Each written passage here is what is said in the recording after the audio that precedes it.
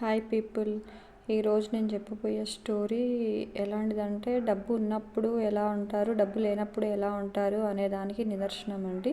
ఇది పార్ట్ 1 లాగా మనం తీసుకుందాము. పార్ట్ 2 అనేది నేను మళ్ళీ ఒక వీడియోలో ఈ మ్యాటర్ని మీకు మొత్తం షేర్ చేస్తాను.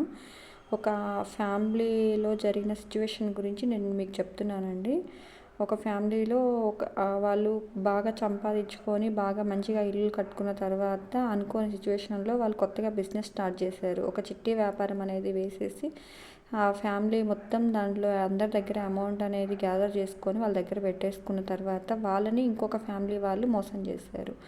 సో అలా ఫ్యామిలీని మోసం చేసి తర్వాత వాళ్ళు ఎవరెవరికైతే వీళ్ళు అమౌంట్ అనేది ఇచ్చారో వాళ్ళందరినీ వీళ్ళు బ్లేమ్ చేయడం అనేది స్టార్ట్ చేశారు. ఏమని, మా డబ్బులన్నీ వీళ్ళు ఎత్తుకొని ఎటో వెళ్ళిపోయారు, వీళ్ళట్లా వీళ్ళిట్లా అని చెప్పేసి ఎవరైతే లేడీ ఉన్నారో ఆ లేడీని ఇష్టం వచ్చినట్టు మాట్లాడడం, ఈమె వల్లే ఆయన అట్లా చేశాడు అని చెప్పేసి ఒక లేడీని అట్లా బ్లేమ్ చేయడంతో వాళ్ళు హస్బెండ్ అండ్ వైఫ్ ఇద్దరు ఎటో వెళ్ళిపోయారండి. అసలు ఎవరికి కనిపించకుండా ఎటో వెళ్ళిపోయిన తర్వాత వాళ్ళకి ఇద్దరు పిల్లలు, ఇద్దరు అమ్మాయిలు ఒక అబ్బాయి.